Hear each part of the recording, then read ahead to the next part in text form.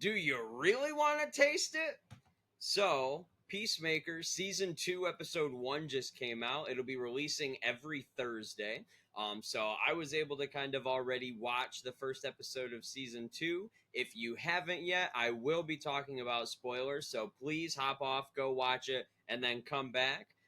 Viewer discretion advised because you are going to have a crazy time watching this first episode. So the episode starts off with kind of a recap with John Cena as Christopher Smith or Peacemaker stating previously on the DCU.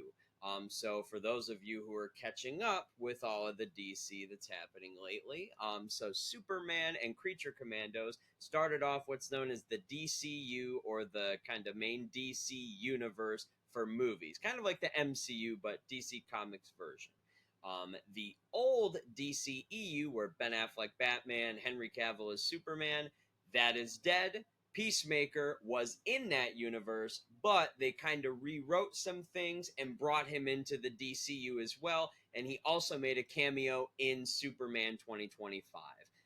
So, for Peacemaker, they start off by giving a recap of Season 1. James Gunn goes in and edits some of the events that happened. So, pretty much Season 1, from what it seems, has stayed completely the same, but they replaced the Justice League with the Justice Gang that was also seen in Superman. So Guy Gardner is Green Lantern. We also have Hawkgirl and Mr. Terrific. And also showing up in this kind of finale of a recut finale of season 1 of Peacemaker, it also shows Superman and Supergirl all kind of there for Peacemaker's final battle after they already kind of dealt with all the butterflies. And then we hear a reference that Peacemaker says Green Lantern is a puke freak, and he kind of has a kink for puking, which is hilarious and gross at the same time. And Green Lantern mentions this in a kind of recut of the Aquaman and Flash joke that they had at the end of season 1. Instead, it's a joke about how Green Lantern is mad at Peacemaker for kind of accusing him of being a puke freak and kind of spreading that rumor around. So that was a really fun way, in my opinion, to be able to kind of rewrite season 1, is just go, okay, you know what? Boom, here you go. We're just re-editing season 1 and we're just making it the new universe instead of the old one. I thought that was a lot of fun. I thought it was very funny. I know that James Gunn did make a comment that he wants to George Lucas the hell out of season 1 of Peacemaker. And if anybody has seen the original version of Star Wars versus the George Lucas re-edited, re-added, every capture thing that he added to it, you'll know that there is a big difference between old Star Wars and re-edited Star Wars, because George Lucas, once the technology was able to, went back and added a bunch of things in. So as an avid Star Wars fan, I thought that was pretty funny, and I love James Gunn for including that joke in there, because I immediately connected to that one. So we start off with Eagly, Peacemaker's pet eagle, needing to go to the bathroom. So Chris takes him into, it's snowing, so Eagly can't kind of fly outside. So he takes him into what's known as the QUC, or the Quantum Unfolding Chamber. So this is kind of like a pocket outside of the universe that Peacemaker mentions in season 1. So they go in there, and Eagly leads him to another door. So Chris enters the code in there, and that's where he finds that this is actually an entrance to another universe where Christopher Smith, his brother, and Augie are still all alive, and they're all living in a mansion together, and they're a trio of superheroes that all work together to be able to kind of stop bad guys. So this kind of freaks him out, especially because he sees his dad is still alive, and he killed his father in season 1 of Peacemaker. So kind of weird for him to be able to see that, but we also see that the rest of the Peacemaker team is not really in good spots. Peacemaker is also not in a good spot, but Amelia Harcourt, she is not in a good spot at all. She's been blacklisted from every national intelligence agency that's out there, FBI, CIA, NSA, anything that you could try to work for. Amanda Waller, after she was outed for running Task Force X in season 1 of Peacemaker, is lashing out at everyone on the Peacemaker team. So her daughter, Adebayo, she also is kind of ruining her life. We know that she can't really get a lot of, she's not able to get a job as well because her mom is keeping her out of everything. We know that Adebayo is also not on speaking terms with her wife, who we saw in season one of Peacemaker, which was pretty sad to see. But at the same time, if you sacrifice your love life for job, that doesn't always end well. So don't do that. But Harcourt is blacklisted. Vigilante is still working at the restaurant we saw him at in season one. We see that one of his colleagues from season one that kind of accidentally he invited them to his fake girlfriend's fake abortion. He sees that this guy was actually just recently promoted, so he's the manager of that restaurant now. So I thought that was pretty fun to kind of call back to him still working there. Economos is actually probably doing the best off of the group. He still works at Argus, but his job is watching over Peacemaker because the director of Argus is now Rick Flag Sr. So that is Rick Flag Jr.'s father. Rick Flag Jr. is the character that we saw Joel play in the Suicide Squad, James Gunn's 2021 Suicide Squad, and David Ayer's 2016 Suicide Squad. He was one of the few returning characters who actually survived from the 2016 movie. So we get to see kind of Rick Flag Sr. placing this as a high priority. He wants to know what Peacemaker is doing, so that way if Peacemaker makes a mistake, they can immediately jump on it, be able to take him into custody.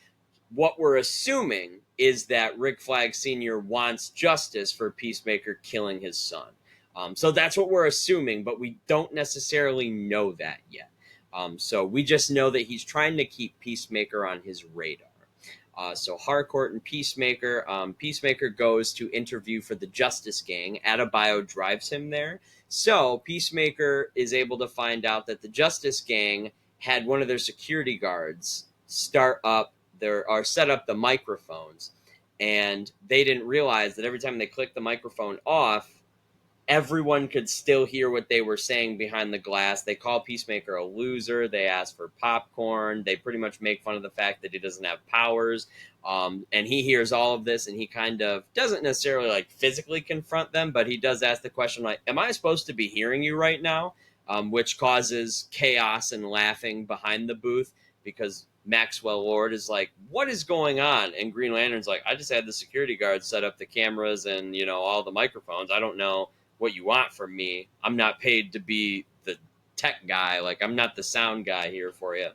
So it was pretty funny, very funny interaction, especially because they make a certain joke about the female kind of super villain, usually a Batman villain, who walks out of the interview crying before Peacemaker goes in. He leaves that interview, and we actually see Harcourt and Peacemaker have a nice little heart-to-heart moment, and they're kind of talking about how their jobs and their lives pretty much suck at the moment, so they're relating to each other on that front. We do find out that they had a little bit of a drunken fling on a kind of like a booze cruise, sort of.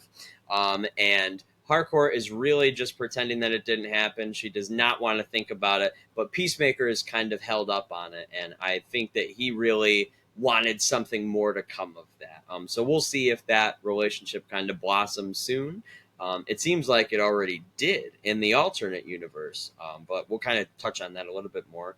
So Peacemaker, they have a giant party, and it is filled with the 3 B's of nudity. We get boobs, butts, and balls in this scene. James Gunn did not hold back.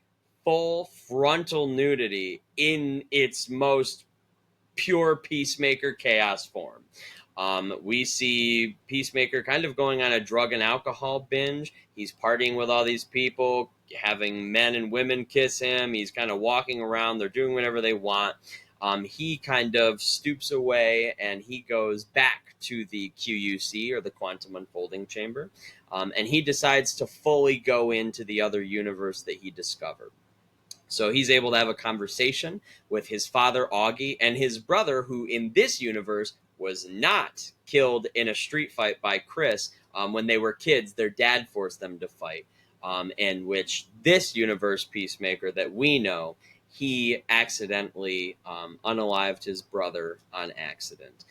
So in this universe, that didn't happen, and Keith is still alive. He is one of the superheroes that fights with Augie and Peacemaker, and they all live together in a mansion. So he has a talk with them. He goes into his alternate Peacemaker's room, and he actually sees that he was in a relationship with Amelia Harcourt, and they refer to her as the X. And they say that she is still with a Jarhead, which makes me think that it's someone who was kind of enlisted in the armed forces. So it might be an alternate universe version of Rick Flag. Senior or Junior, we're not sure, but it might be a version of either of those Rick Flags. So the other Peacemaker shows up. Peacemaker number 2 shows up in his bedroom, and him and Chris, our Peacemaker, start fighting. That's where we kind of see them both go out into the QUC, and from there, they both they're fighting, they're going at it. They have ninja stars that are like heat seeking, and they track him and they keep cutting into his back. They're kind of throwing heavy punches, and Peacemaker number 2, alternate Peacemaker, is very close to beating the Chris that we know. All of a sudden, Chris hits the button on his suit that has kind of like a jetpack on it. It flies him all the way up, and he lands on a giant spike, which pretty much is a killing blow. He falls back to the floor, and he kind of grasps onto Chris, and Chris holds him in his arms, and then ultimately he passes away, leaving Chris very confused about what just happened and very confused kind of where to go from here. Because now this alternate universe where there's a trio of superheroes no longer has their Peacemaker, who is supposed to be a superhero. So we're kind of going to have to see where we go from there and what Peacemaker does to kind of rectify this situation.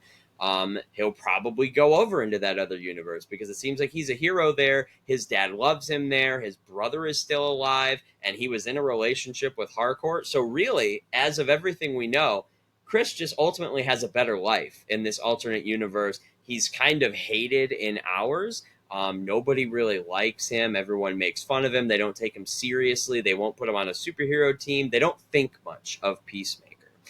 So I would not be surprised. I think we've already seen clips of it in the actual trailers where he jumps over to the other universe and kind of starts living as him. So it kind of ends with him being killed, and him killing the other alternate Chris, or the alternate Peacemaker. So really, we're going to have to wait until this Thursday to be able to see episode 2, be able to see where we continue on from there. We do know that James Gunn has not released episode 6, 7, or 8 to any of the media, because he has said that it spoils too much, and he has called it some of the best material that he's written, which is crazy because everyone, a lot of people, I won't say everyone because we saw the scores, but a lot of people went and saw Superman. It did very well for cinema scores, did very well with critics, did very well with fans. Didn't quite get where they might have wanted a superhero movie to land, especially a Superman movie, numbers-wise or financially-wise, but it still did good enough to warrant the universe continuing on. And we saw David Zaslav release a letter saying that much so as well. But really, from there, we're going to have to see Peacemaker's Season 2, Episode 2 coming out this Thursday. And I can't wait to see what some of the fun cameos are coming up. Maybe we will see Rick Flag Jr. again in this alternate universe. There's even been talks and rumors of maybe we see Blue Beetle, Sholo Maridueña, who I actually got to meet at Comic-Con. I have my picture with him right here. He actually might show up as Blue Beetle.